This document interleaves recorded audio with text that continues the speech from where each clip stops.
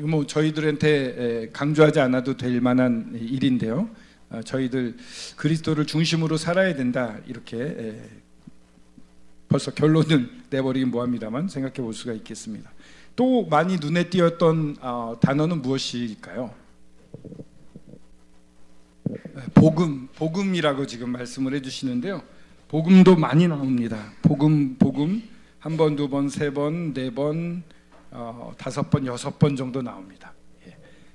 또 14절에도 뭐 담대히 전하게 되었다. 복음을 전한 거겠죠. 복음 전파라고 하면은 더 많이 이렇게 셀 수도 있겠는데, 이 복음 전파가 사실은 이 빌립보서에 있어가지고 중심적인 흐름이 된다고 보여집니다. 이 1장에 대해서 제가 저번에 소개해드리기를 단일한 마음이라고 1장, 2장, 3장, 4장을 마음으로 표현할 수 있는데 워런 스비 분이 적어놓은 게 이제 1장은 단일한 마음, 전도하는 마음, 그리스도를 중심으로 전도하는 마음이라고 했고요. 두 번째는 순종하는 마음입니다. 순종하는 마음. 그리고 세 번째는 신령한 마음, 네 번째는 안정된 마음. 이렇게 이제 이걸 정리를 해놓으셨어요. 단일한 마음, 우리의 생명이신 그리스도, 우리의 생명이신 그리스도로 살고 그리스도를 전하는 단일한 마음으로 살자가 1장의 주제라고 할 수가 있겠습니다. 저희 책에는 행복한 죄수라고 되어 있는데 행복합니다. 그냥 단일한 마음만 붙고 단순하게 삽니다. 그래서 이 복음이라는 단어가 나오는 것이 한 6번 정도 나오는데 중요하게 단락단락마다 나오게 됩니다. 5절에 보면은 너희가 첫날부터 이제까지 복음을 위한 일에 참여하고 있다. 이 1장에서 또 저희들이 살펴보게 되는 건 성장이거든요. 제가 사실은 1장을 몇 개로 나눴는데 성장이라는 개념으로 나눠봤습니다. 성장, 바꿔 말하면 성화, 진보, 이렇게 우리는 자라나야 됩니다. 생명은 자라나야 됩니다. 영원한 생명, 우리가 주님의 예수 그리스도의 생명으로 살게 되었으면 우리는 성장해야 됩니다. 그게 너무 자연스러운 거고요. 성장해야 됩니다 하지 않아도 성장됩니다. 아이들 태어나서 뭐 특별히 하지 않아도 무럭무럭 잘 자랍니다. 씨를 뿌려 놓으면은 모내기를 해 놓으면 무럭무럭 자라서 가을에 열매를 맺습니다. 그런 것처럼 생명체는 다 성장을 하게 돼 있는데 1장에서는 이 성장, 그리스도인으로 바꿔 말하면 성화, 거룩해 되어지는 예수님 닮아가는 모습이 핵심이라고 볼 수가 있는데, 이 성장의 기초가 바로 이 복음이라고 생각이 됩니다. 그래서 열매 그리고 이 성장하면은 열매를 많이 맺게 됩니다. 여러 열매를 맺습니다. 의의 열매도 맺고 여기 또 내 일의 열매 이런 표현도 쓰는데 열매를 많이 맺는데 그 열매의 기초가 되는 열매 중에 열매가 복음이다. 복음 전파다. 이렇게 말할 수 있을 것 같습니다. 그래서 처음에 5절에서 7절에 이렇게 2번 정도 나오고 그 다음에 12절에 한번 나옵니다. 복음 전파의 동기에 대해서 이 복음 동기에 대해서 또 12절부터 16절까지 나오고요. 그 다음 마지막에 27절에 복음 전파의 영향이라고 볼 수 있는 이 복음에 대한 부분이 나옵니다. 두 번째로 말했던 이 복음 전파의 동기 12절부터 16절까지를 보게 되면 어떤 사람은 선한 마음으로 전하고 어떤 사람은 그렇지 못한 시기 질투 같은 걸로 전한다. 하지만 전해지는 게 예수 그리스도니까 나는 행복하다 해서 저희들이 복음을 전파하게 되는 동기 같은 걸 좀 살펴볼 수가 있고요. 마지막에 26절부터 이렇게 27, 28, 29, 30절에 나오는 이 복음에 대한 부분은 복음 전파의 영향, 실제 열매라고 말할 수가 있는데 그 열매는요 쉽게 말하면은 두 가지로 나타납니다. 29절에 보면 그를 믿을 뿐 아니라 믿게 합니다. 예수 그리스도를 믿게 하는 아주 좋은 열매, 그걸 보고 우리는 기쁨을 누리게 되는데 그거와 또 하나의 열매가 한 가지 있는데 그거는 고난입니다. 복음을 전파하는 사람에게 당연하게 와닿는 열매들은 고난의 열매도 있습니다. 그러니까 저희 삶에 고난이 없다 이러면은 어쩌면 복음을 잘 전하고 있지 않다라고 말할 수도 있을 것 같습니다.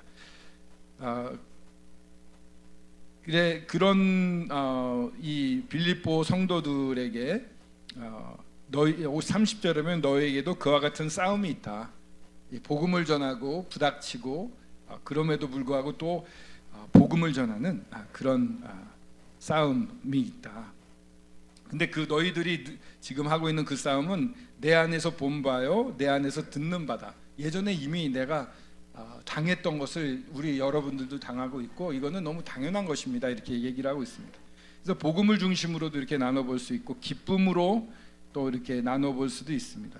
4절에 기쁨이 나오고 18절에 또 기뻐하고 기뻐하라고 나오고 25절에도 기쁨이 나오고 합니다. 4번 정도 기쁨이 나옵니다.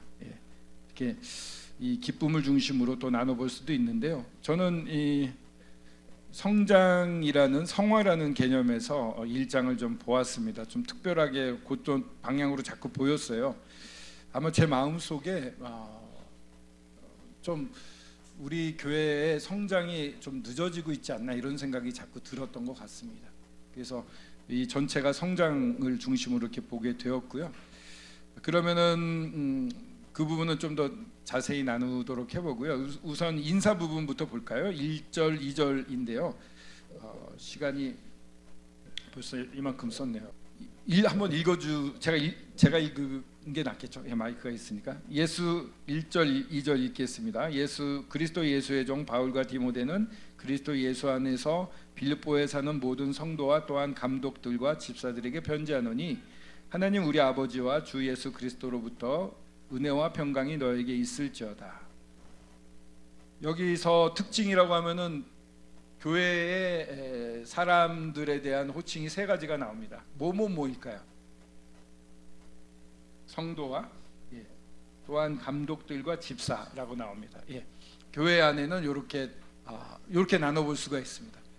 그런데 성도라고 했던 말은요, 성령할 때 쓰여지는 그 거룩하다라는 단어를 가져다가 성도라고 썼습니다.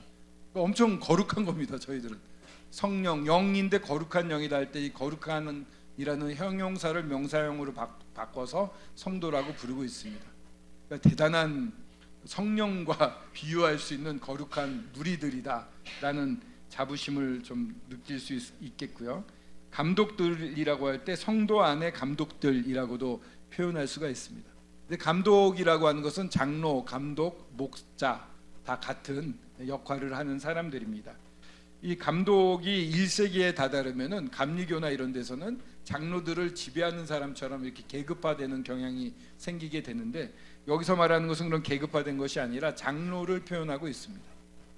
사도행전에서 보면은 사도 바울이 예루살렘으로 돌아가면서 그 밀라도에서 에베소 모임의 장로들을 초청을 합니다.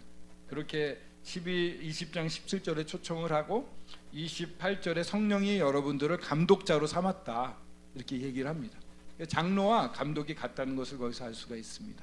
그래서 여기서 말하는 감독이라고 하는 것은 장로를 말한다. 그리고 집사, 그러니까 교회 안에서는 정해진 직분이라고 하면 이 감독과 집사 2가지라고 말할 수가 있습니다. 그래서 저희 모임에도 공식적으로 세워지는 게 장로들과 집사들이죠. 집사는 어떤 데서는 이 같은 단어가 말씀을 전하는 사람이라고도 쓰여졌습니다. 그러니까 결코 지혜와 은혜가 충만한 사람이라고 말했기 때문에 성령과 지혜가 충만한 사람이라고 해서 집사라고 그래가지고 낮은 수준의 사람은 아닙니다. 제가 아는 일본의 이즈미 모임 같은 경우에는 재정집사와 장로는 별개로 운영을 해요. 그래서 장로들이 조언을 재정집사가 최종적으로 결정을 합니다. 그래서 어떤 모치님이 전 재산을 헌금으로 내놨는데 장로들은 너무 그 마음이 아름다우니까 받아도 좋다고 그랬는데 재정집사 형제님들이 논의해서 이거는 너무 힘들게 만들 수 있다 해서 안 받으시더라고요. 또 존중을 하더라고요. 그래서 굉장히 신선했습니다. 기도하고 주님의 뜻이 무엇인지 하나됨을 대단히 중시하고 있어서 그것 때문에 뭐 권력 다툼 뭐 이런 건 없습니다. 네가 잘하고 못하고 이렇게 싸우거나 그러진 않고 주님의 마음이 어디 있느냐를 끝까지 추구를 해서 그 이즈미 모임 같은 경우는 일본을 방문할 때 우리 방문합니다. 어느 모임 갈까요? 하고 어느 모임에 이렇게 안내를 부탁을 하잖아요. 그러면 그 모임의 장로 형제님들은 하나됨을 소중히 하기 때문에 시간을 놓고 기도를 해요. 그러니까 2, 3주 걸립니다. 뭘 결정하는데. 그래서 결정됐습니다 하고 전화하면은 이미 약속이 다 차가지고 못 가게 되는, 몇 번 못 가서 한동안 가다가 요즘은 통 못 가고 있는데, 그렇게 주님을 두려워하고 주님이 말씀하시는 뜻이 우리가 성령이 다 있는데 하나가 될 수 있다. 그러니까 뭐 하나 안 되는 게 당연한 게 아니라 하나 안 되는 걸 이상하게 생각하는 그런 문화이고, 재정 집사들의 영적인 상황을 매우 소중히 여기기 때문에, 존중하기 때문에. 그러니까는 그 재정 집사 하시던 어떤 형제님 한 분은 모 기업 그 형제님은 이제 벤더였어요. 그러니까는 저기 하청업자였는데, 모 기업에서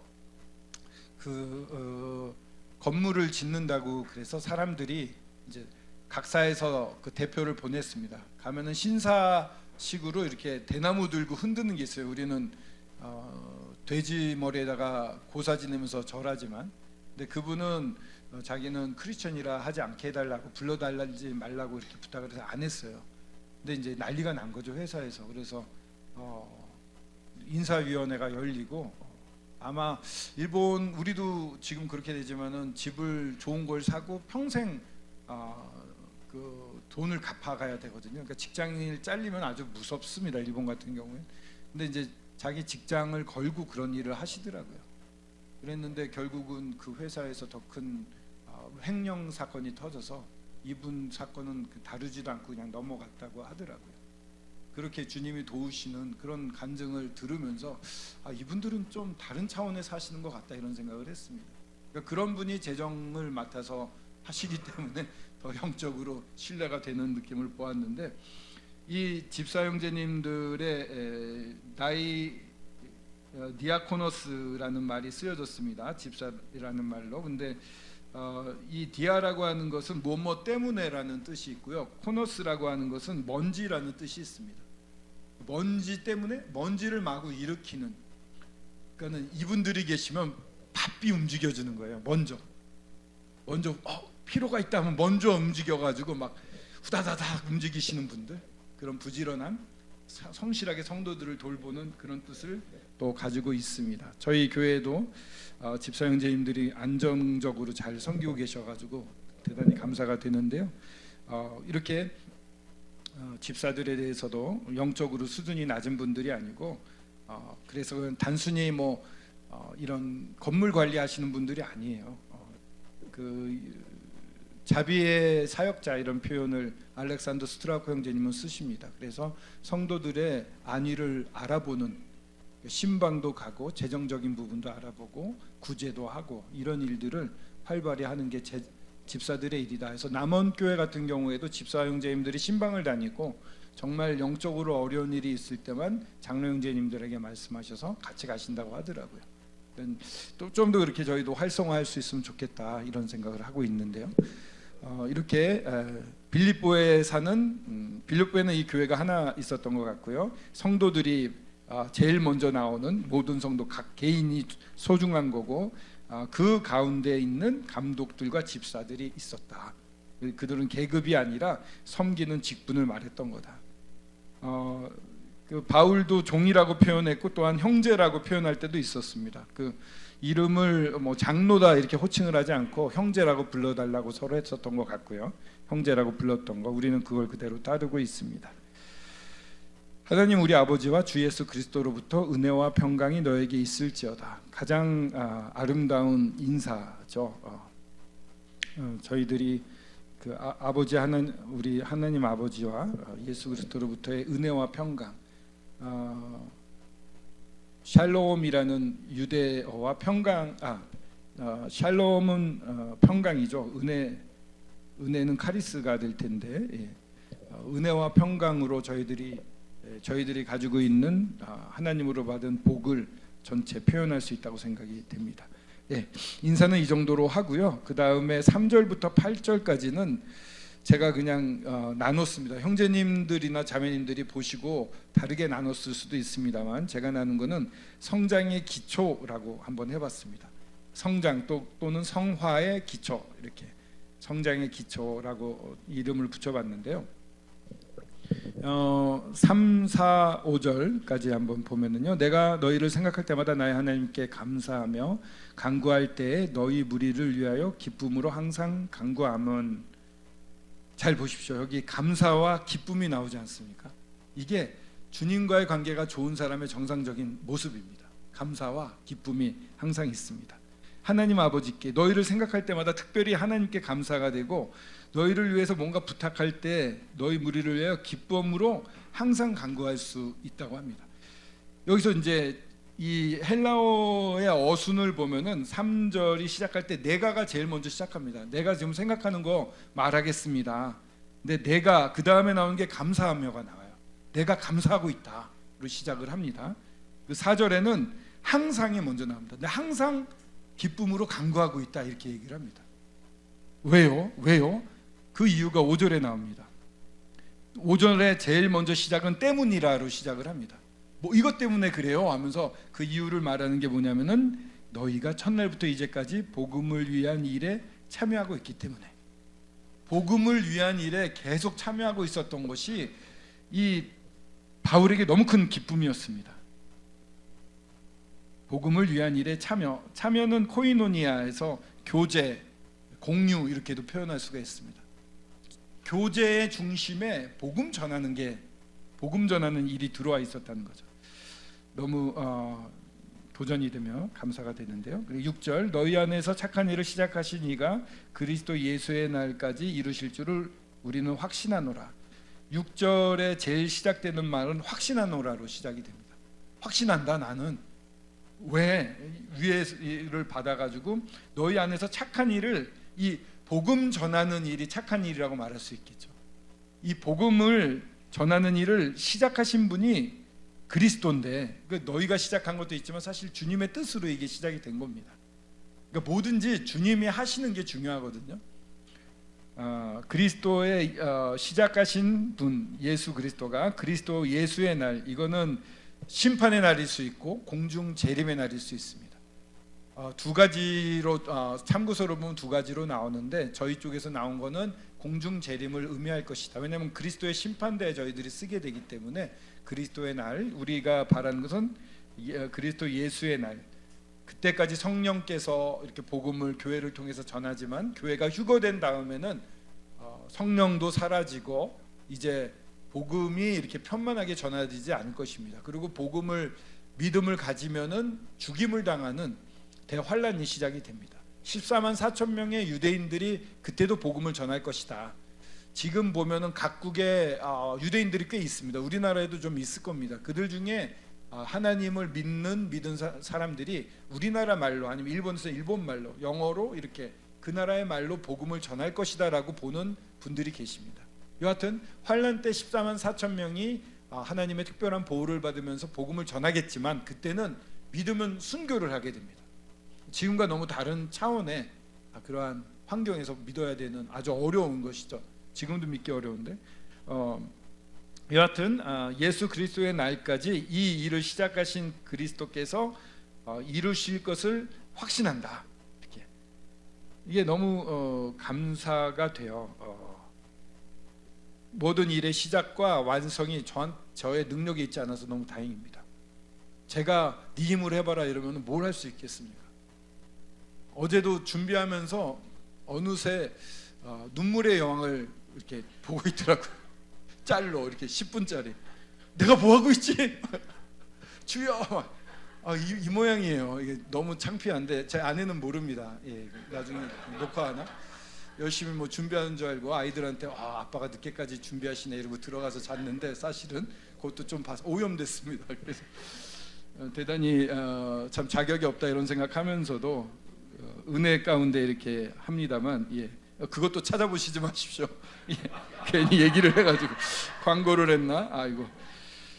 제가 능력이 있어서 하는 게 아니라 주님이 보여주신 것을 이 감사와 기쁨으로 따라가면서 주님 앞에 나아가면 주님이 능력을 주시고 제가 할 수 있도록 인도를 해가십니다.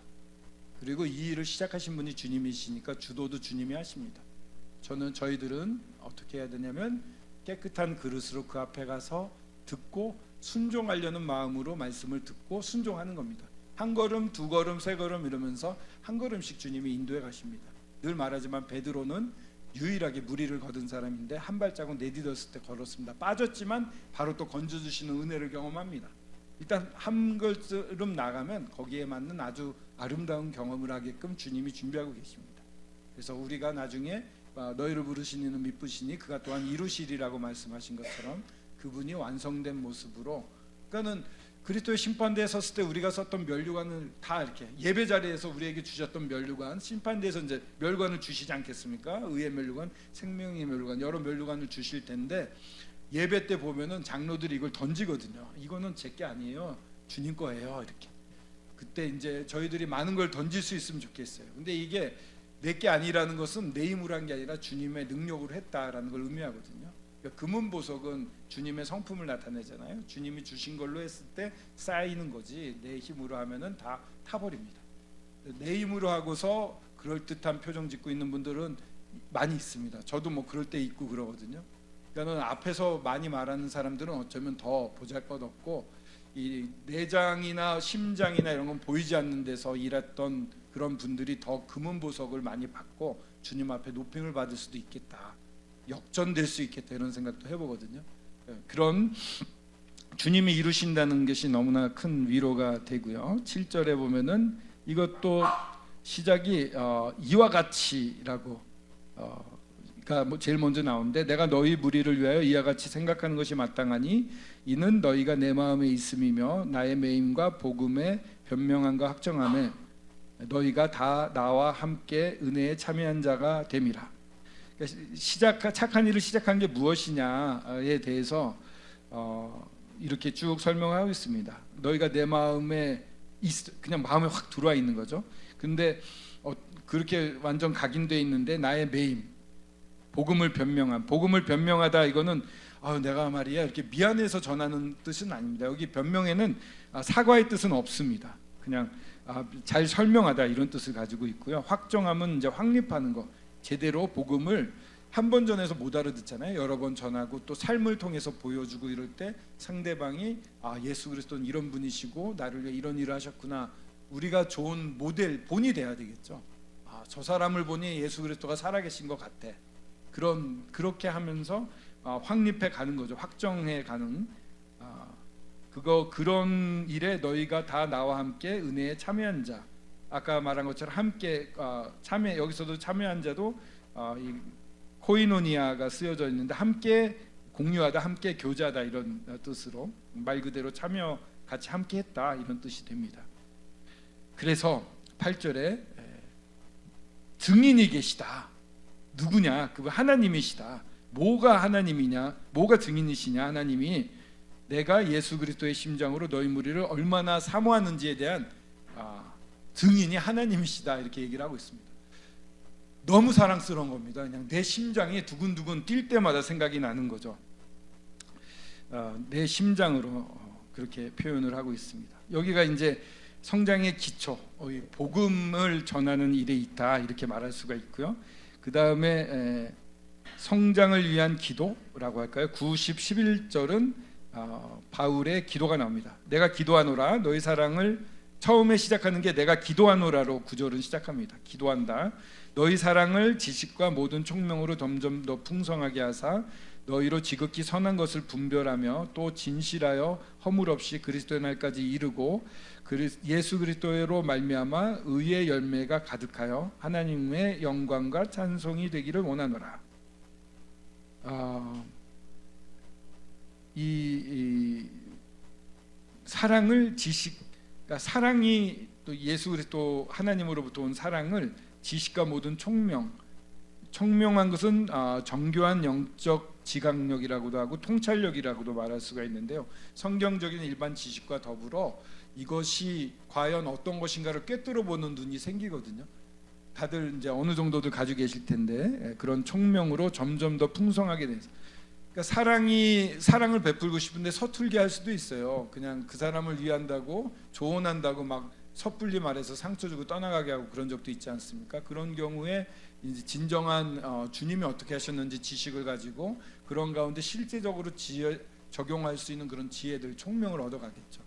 그리고 이것이 이제 예수 그리스도의 깊은 마음을 알아서 모세처럼 하나님은 멸하겠다고 할 때 돌이킬 수 있는 데까지 나아가는, 이게 총명인 것 같습니다. 이런 것을 우리한테 넘치게 하기를 기도하고 있고요. 풍성하게 하사, 이거는 넘치다 이런 뜻이 있습니다. 왕천 넘치게 해주시고, 10절에 지극히 선한 것을 분별하여, 선한 것은 말 그대로 착한 거, 좋은 거 이런 뜻입니다. 근데 이 흐름에서 봤을 때 저는 이 너희 안에 착한 일을 시작하신 것, 선한 일, 같은 원어가 비슷한 원어가 쓰여졌는데, 역시 복음 전파와 성화, 성장하는 데 있어서에 필요한 것들이 선한 것이 아닌가 이렇게 생각이 됩니다. 그 중에 핵심이 복음 전파라고 말할 수 있는데, 그것을 잘 분별하고 또 진실하여 허물 없이 그리스도의 날까지 이르고, 이거는 어떤 방향으로 성장해야 됩니까? 진실하고 허물 없는. 근데 이 허물 없다 이랬을 때 완벽한 사람은 없습니다.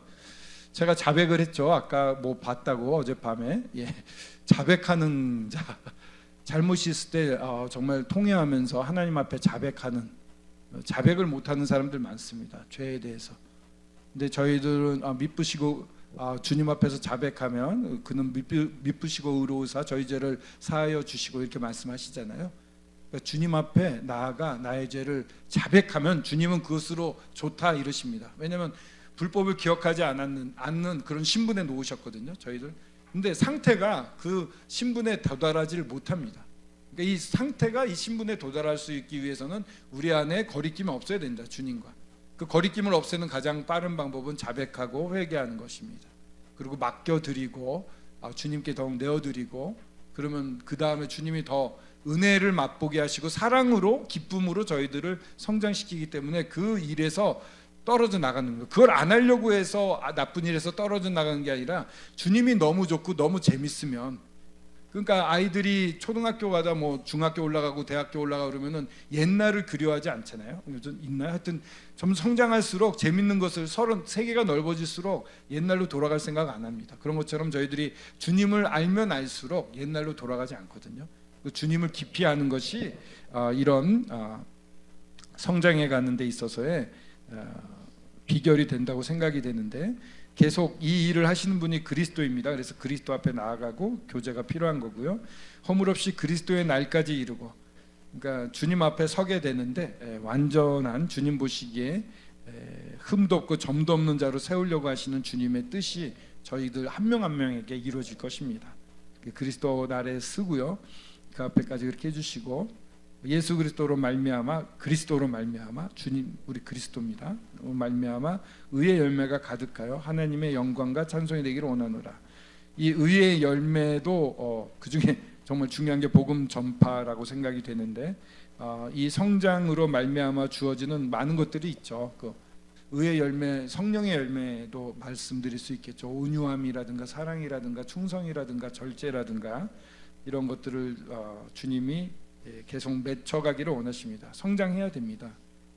그래서 그런 걸 통해서 하나님의 영광과 찬송이 되기를 원하고 계십니다. 이게 이제 바울의 기도입니다. 시간이 벌써 끝날 때가 됐어요. 어쩌면 그죠? 제가 좀 말이 굉장히 많군요. 10분만 더 쓰겠습니다. 10분 동안에 한번 끝내볼까요?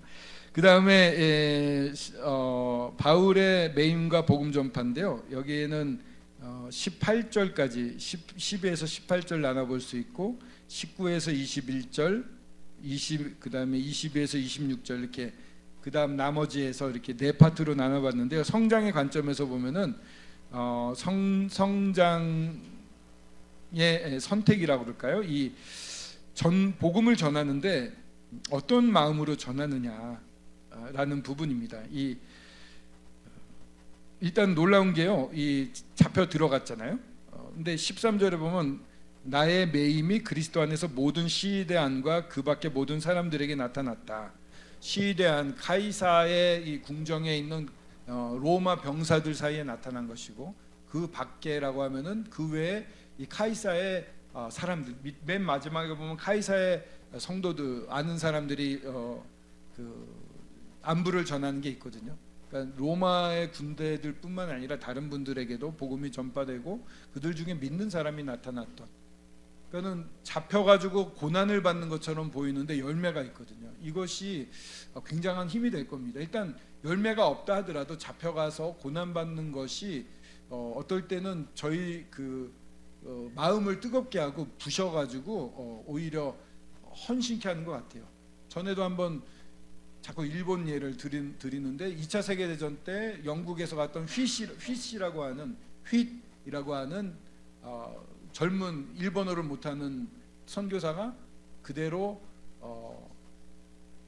일본과 영국이 전쟁하게 됐을 때 본국으로 돌아가지 않고 남아 있었어요. 그러다가 간첩으로 몰려서 정신병원에 들어갔고 멀쩡한 사람이 쇠사슬에 묶여 있고 빨개 벗겨져 있었고 누운 채로 묶여진 채로 변을 다 봐야 됐고 그러다가 형제님들은 전쟁 시 다 이렇게 도망치고 숨었는데 자매님들에게 연락이 돼서 오고 와서 면회를 왔는데 뭘 원하십니까? 이랬을 때 떡과 잔을 떼고 싶습니다. 다음에 오실 때 부탁합니다. 두 번째 면회가 됐는데 떡과 잔을 가져왔더니 구석에서 혼자 이렇게 떡과 잔을 띠면서 눈물을 흘리시면서 예배를 드리고 제 집 어디에 가면은 돈이 있는데 이거를 일본 모임으로 헌금합니다. 이랬는데 그 당시에 동경에 있는 시내에 있는 저택을 하나 살 수 있는 돈을 일본 모임에 맡기고 그 다음에 연락 온 것은 6호를 가져가십시오. 화장이 됐습니다. 이 연락이었다고 합니다. 그래서 일본 성도님들이 이 예배가 얼마나 소중한가를 그분을 통해서 배웠습니다. 마지막 때 정말 너무 부끄럽고 창피하고 힘든 상황에서 마지막 갈구했던 건 예배였다. 그 예배가 얼마나 소중한 것이냐, 주의 만찬이 얼마나 귀한 것이냐. 그리고 그 얘기를 들은 영국에 있는 젊은이들이 일본에 가니까 순교하더라. 그래? 그럼 나도 가야지 해서 훌륭한 영국 젊은이들이 많이 일본으로 모인 젊은이들이 선교를 왔어요. 그래서 동경과 그쪽 지방에는 모임이 많습니다. 나는 죽으러 간다 하는 마음으로 가는 거죠. 그러니까 어떠한 고난이 있을 때 오히려 그게 신기해요. 나도 그런 삶을 살고 싶다라는 어떤 자극이 되는 것 같습니다. 그렇게 떠나가는 걸 보게 되는데 이렇게 여기서도 바울이 갇히니까 그렇게 담대하게 사랑하는 마음으로 전하는 사람이 있었는가 하면은 어떤 사람들은 15절에는 어떤 이들은 투기와 분쟁으로 이렇게 했습니다. 그러니까 바울을 시기하는 사람이 있었을 겁니다. 로마에도 크리스천이 있을 수 있었고 자기가 더 세력이 있어야 된다고 믿는 사람도 있었을 겁니다. 그러니까 자기 자리 다툼 때문에 내가 더 열심히 전해서 막 예수 그리스도를 전하면 감옥에 있는 바울이 더 고난을 받겠지, 이런 안 좋은 동기로 전했습니다. 좀 슬픈 일인데 현대에도 많이 일어나고 있는 일이죠. 그럼에도 불구하고 이 바울의 말은 18절에 겉으로나 하나 참으로 하나 무슨 방도로 하든지 전파되는 것은 그리스도니 이로써 나는 기뻐하고 또한 기뻐하리라. 그리스도에 사로잡혀 있으니까 자기의 어떠함은 뭐 대접받고 알아주고 인정받고 비난받고 욕먹고 상관이 없습니다. 주님께 사로잡힌 사람의 특징이 이런 게 아닌가 싶습니다. 흔들림이 없어요. 그냥 주님만 보고 직진을 합니다. 그리고 이제 19절부터 21절까지는 그냥 성화, 성장 이렇게 써놨는데요. 여기 보면은 19절에 이것이 너희의 간구와 예수 그리스도의 성령의 도우심으로 나를 구원에 이르게 할 줄을 아는 거로 이렇게 되어 있습니다.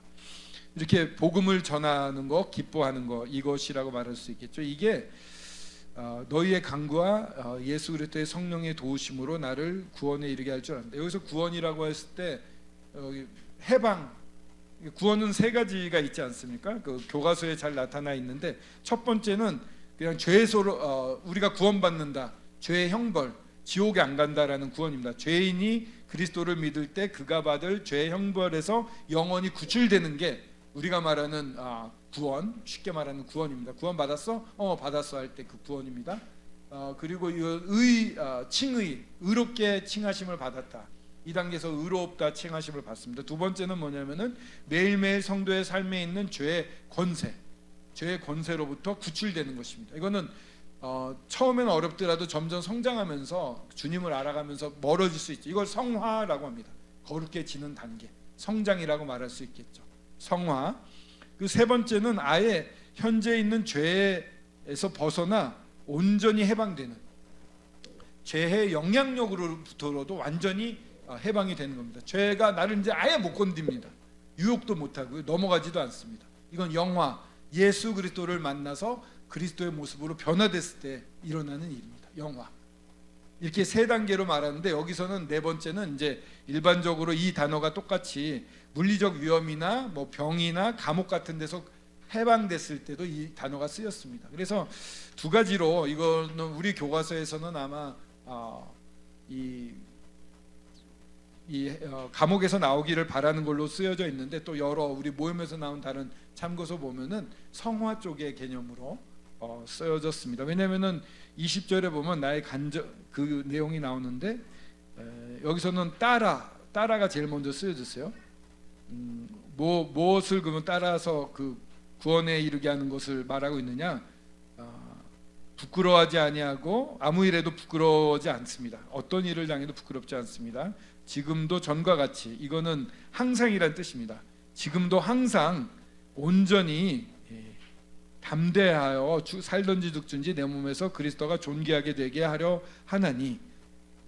나중에 3장에 잘 나오는데요, 바울은 완전히 그리스도께 매료돼 가지고 죽었다 살아나는 것도 경험해 보고 싶었던 사람이거든요.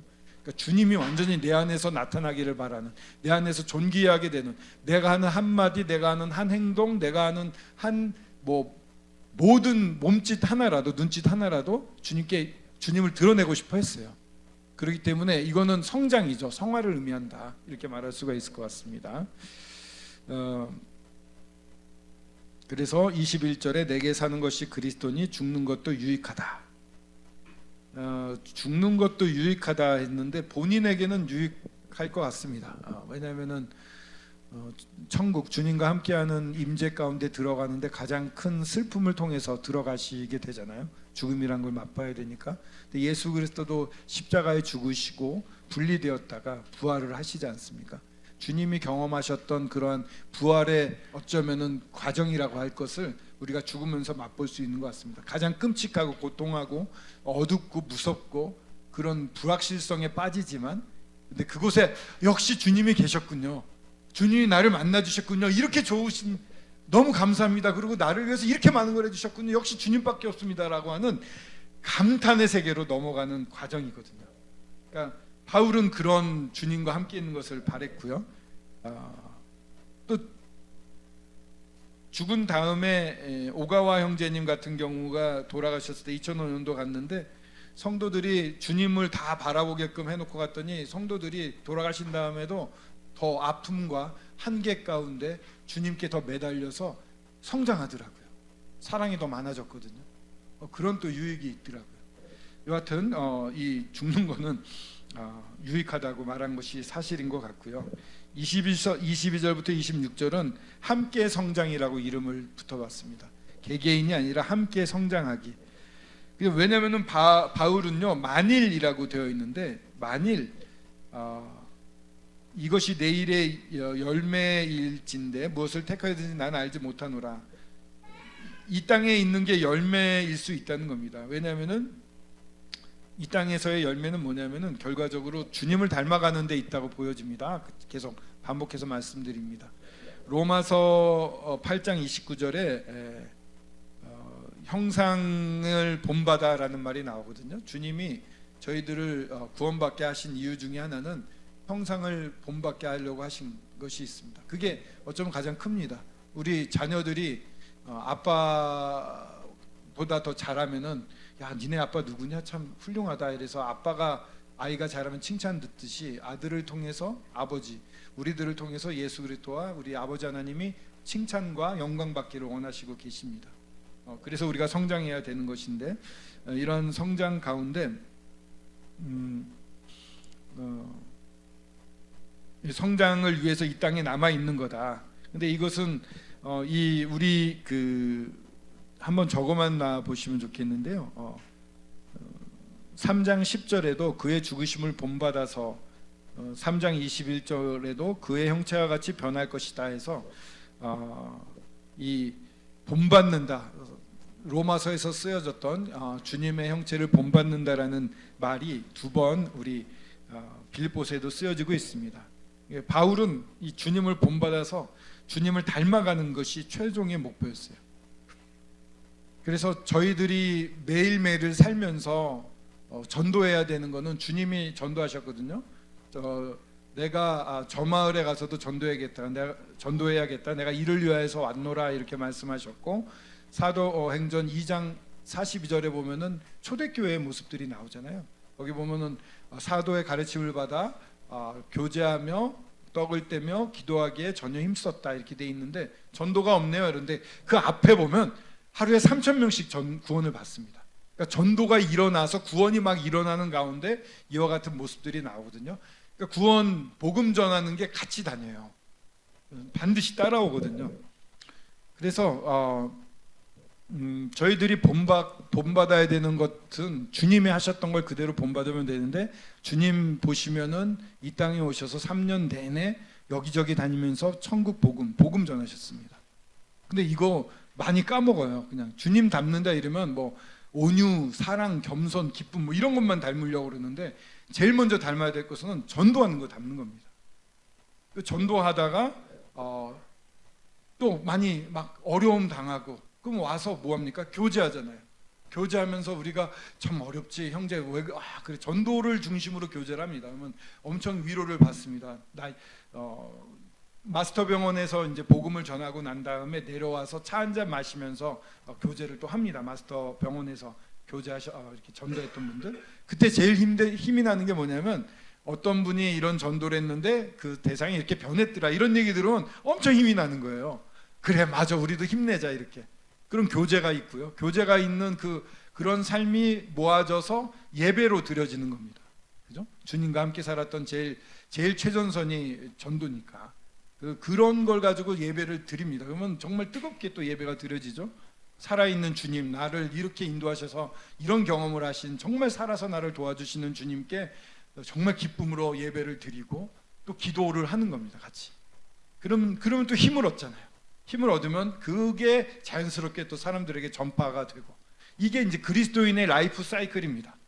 이걸 회복해야 되는데 이게 회복되어 있지 않고 이게 원활하지 않으면 성장이 안 되고 있다는 생각으로 안 되는 것처럼 보여지는 거예요. 근데 그렇게 하시는 분들 분명히 계시는데 교회 전체가 그러고 있느냐 하면 좀 의문일 때가 많이 있습니다.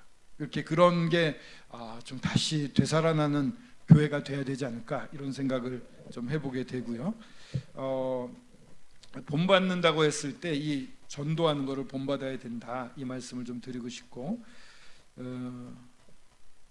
육신으로 있는 게 훨씬 낫다. 왜냐하면은 너희에게 기쁨이 25절에 보면 너희 믿음의 진보와 기쁨을 위하여 너희 무리 함께 구할 이것을 확실히 아노라 해서 믿음의 진보, 믿음의 성장이죠. 그리고 기쁨을 위해서 내가 함께 있겠다고 말을 합니다. 26절에 너희와 같이 있으므로 그리스도 예수 안에서 너희 자랑이 나로 말미암아 풍성하게 하려 함이라.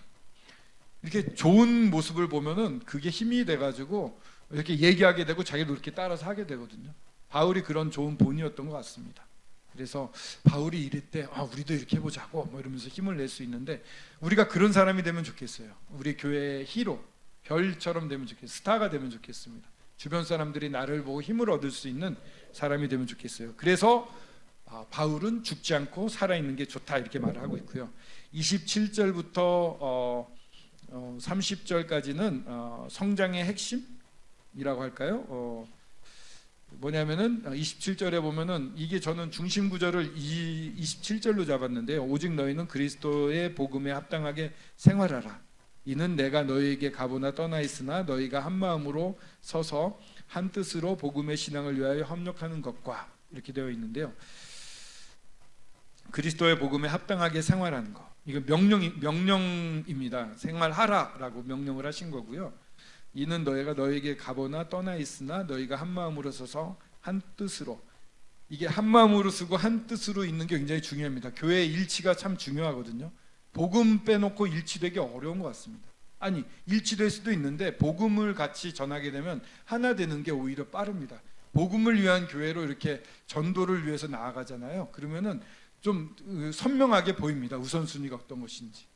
여기서 그 복음에 합당한 생활을 하라고 하시면서 가보나 떠나 있으나 너희가 한 마음으로 서서 한 뜻으로 마음이 하나 돼야 되고 주님이 주신 게 하나다 이렇게 한 뜻으로 주님으로부터 온 거죠. 주님으로부터 온 걸 바탕으로 하나가 되어서 복음의 신앙을 위하여 협력하라고 되어 있습니다. 그리고 두려워하지 말라고. 이제 저희들은 이렇게 두려워하는 게 없는데 모임의 색깔도 많이 없어졌고요. 복음도 이렇게 스트레이트로 안전하고 해서 뭐 이렇게 GNTV 같은 게 도움은 됩니다. 그래서 뭐 지방에서 완전 뭐 어렵게 하는 곳에서는 그런 게 있으면 굉장히 전도할 때 도움이 된다고는 하는데 그만큼 다른 것에 저희들이 의존하고 있는 게 아닌가 한번 물어보고 싶어요. 자문하고 싶습니다. 그냥 나도 보통의 사람들하고 똑같아. 뭐 다른 거 없어. 나도 그냥 기독교인이야. 이렇게 다가가고 있는 게 아닌지. 우리의 그 전해야 될 복음을 전함으로 말미암아 핍박받고 너희 왜 이렇게 좀 극성 맞아라는 얘기 들어갈 정도로 우리가 가진 아이덴티티, 이 복음을 가지고 전도하는 삶을 안 살고 있는 게 아닌가. 뭔가 이렇게 편하게 지내려고 하는 그러한 안주하려는 게 우리 안에 들어온 게 아닌가를 좀 여기서 물어보고 싶습니다. 근데 두려워하지 말라고. 근데 두려워할 일이 별로 없는 시대에 사는 것 같아요. 근데 이런 일이 있는 게 너희의 구원의 증거요. 이는 하나님으로부터 난 것이다. 이런 게 있어야 됩니다. 하나님으로부터 난 것이고요. 이런 핍박이 있는 거 밑에도 아까 29절 읽었습니다만 믿을 뿐만 아니라 그를 위하여 고난도 받게 한다고 했거든요. 이 고난은 반드시 있는 것이고 이것이 구원의 증거. 여기서 말하는 구원이라고 하는 것은 너희가 미래형 시제가 쓰여졌어요. 그래서 영화되는 그 성장에서 영화되는 장면을 기대하면서 쓴 것 같습니다. 그래서 앞으로 너희들이 주님을 만나서 변화될 것의 증거다. 그 증거가 뭐냐? 이 대적함이 있는 것과 고난이다. 그렇습니다. 제대로 된 그리스도인이라면 이런 고난이 따르는 게 아닌가 이렇게 생각해 보게 됩니다. 그래서 저는 여기를 통해서 그리스도가 우리 삶의 중심에 있어야 된다. 그리스도 중심의 삶을 살고 싶다. 그리고 이 성장의 필수는 복음에 합당한 삶을 사는 것이다. 그리고 이 기쁨은 고난과 함께 온다. 믿음과 고난. 바울과 실라가 빌립보 감옥에서도 찬양을 했고 기쁨으로, 이 로마에서도 바울은 계속해서 기쁨으로 찬양을 하고 있는데 이 기쁨이 우리를 변화시키는데 그 기쁨은 주님께 가까이 순종할 때 맛볼 수 있다 이렇게 말씀드릴 수 있고요. 목숨을 걸고 바울은 전하고 있었다. 그리고 이런 고난에 대한 얘기가 1장의 마지막에 끝나는데 2장에 보시면은요, 2장 1절에 성령의 무슨 교제나 긍휼이나 자비가 있거든. 교제에 대한 얘기가 나옵니다. 고난 다음에는 교제가 나오고 주님과의 깊은 교제가 나오는데 2장에 보면은 그런 깊은 교제가 시작되는 것을 볼 수가 있습니다. 주님에 대한 소개로 이어지게 됩니다. 이 정도로 마치도록 하겠습니다. 시간을 우리 빌립보서 어떻게 보면 첫 시간, 둘째 시간인데 실제 내용으로는 첫 번째 날입니다. 여튼 여러분들이 참석해서 같이 교제 나눈다는 게 너무 좋은 것 같습니다. 또 우리 황영재님께서 또 열정적으로 일정을 복음 또 이 복음에 또 이 소위 요즘 말하면은 꽂혔답니까? 우리 형님 중에 한 분이시니까 그렇게 해주신 거요. 우리 6분, 7분이 이제 돌아가면서 뭐 한 2, 3분씩, 한 3, 4분씩 해서 쭉 서로 나누고 다들 이제 좋은 말씀 포함해서 이렇게 나눴습니다. 그래서 제가 다른 분들 다 말씀드릴 수는 없고, 제가 이제 말씀 나눈 것 중에 중간에 이제 다 내용이 많아서 시간도 없으니까 안 돼서 제가 한 게 27장 부분을 제가 잠깐 언급을 했습니다. 오직 너희는 그리스도의 복음에 합당하게 생활하라. 이제 이 말씀이 우리 다 꽂히지 않습니까, 그죠? 그래서 이 성경을 빨리 읽고 어떻게 보면은 우리 황제님이 항상 중요하게 생각하는 복음 전도하는 게 바로 꽂혀버려요. 복음 전하는 삶, 전도하는 삶 이렇게 바로 꽂혀버리는데, 근데 다시 또 읽어보면 그리스도의 복음에 합당하게, 복음에 합당하게 생활해. 복음을 전하면서 생활하라. 이건 아니고 복음, 그리스도의 복음에 합당하다 이렇게 이제 말씀이 되어 있는 거. 그래서 이제 책을 이제 자세히 보면은 그렇게 되어 있더라고요.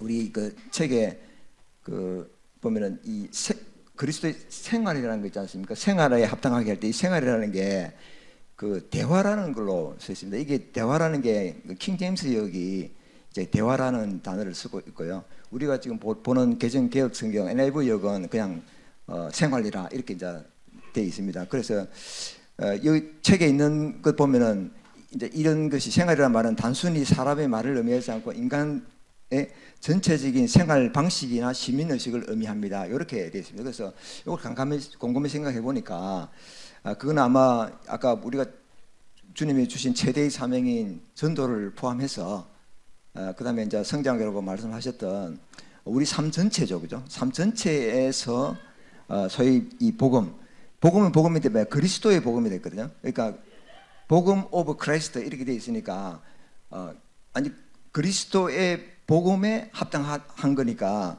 우리 삶 전체가 이런 들어지는 것이다라는 이제 생각을 좀 갖게 해주는 이런 말씀에 대해서 잠깐 교제를 나눴습니다. 그래서 저희들 팀에서는 보니까 대충 나이가 60 다 이제 넘어가니까 이제 주님이 말씀대로 70이요 간 거는 80이다니까 많이 살면 80이라는 얘기죠. 20년도 제가 못 사는 삶인데 이 짧은 삶 동안에 우리가 과연 주님 안에서 그리스도의 빚된 구원받은 성도로서 어떻게 하면 이제 각자가 이 그리스도의 복음에 합당한 삶을 살 수 있을까라고 우리에게 계속 매일 삶 가운데 성령을 통해서 질문을 던지는 것 같습니다.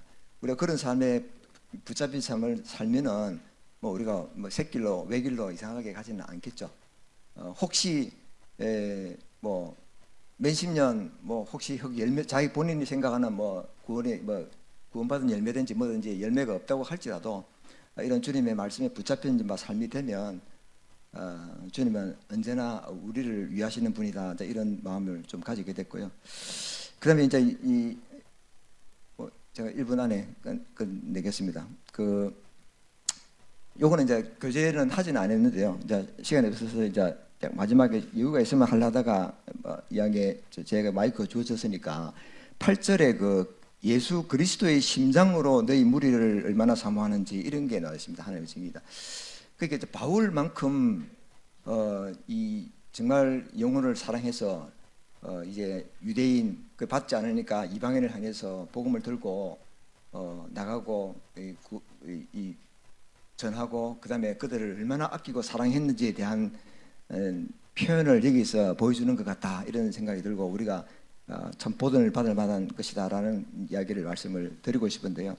그래서 여기 그리스도 심장이라는 게 나와서 제가 다른 책도 보면서 그걸 봤는데 이게 이제 원래 원 단어 헬라어 단어가 있는 곳이 성경에서 한 3군데 나온다고 돼 있더라고요. 근데 이제 한 군데는 디도서 고린도후서에서 디도에 대한 이야기는 좀 빼고요. 내적 심정에 대한 이야기인데 누가복음 1장에 보면 요한의 아버지 사가랴가 이제 요한 자신의 아들에 대해서 예언적인 말씀 나올 때 거기서 이제 말씀을 할 때 나오는 게 있습니다. 그때 하나님의 긍휼이라는 단어를 쓰고 있거든요. 그때 그 긍휼이라는 단어가 이 단어하고 똑같다고 그러더라고요. 그러니까 하나님이 우리 인생을 위해서 죄를 사하기 위해서 베풀어 주신 그 능력에 예비한 자로 요한이 지금 침례 요한이 오는데 그때 그 하나님의 긍휼 우리 사람의 죄를 용서하시고 이제 우리를 구원하시기 위한 그 계획이죠.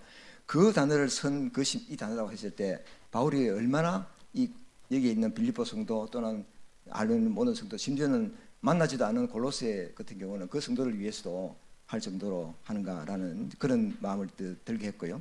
그 다음에 이제 또 한 군데 나오는 요한 1서 3장 17절에도 나오는 게 있습니다. 요한 1서 3장 17절에 하나님의 사랑이라는 그 사랑의 표현이 또 이 똑같은 걸 쓰고 있답니다. 그래서 이제 이 하나님의 사랑 그것을 나오는 게 뭐냐면 그 17절에 나오는 말씀이 뭐냐면 사람이 재물을 가지고 형제의 궁핍함을 보고도 돕지 않으면 하나님이 사랑이 어찌 그 속에 거하겠느냐, 그 말씀이거든요.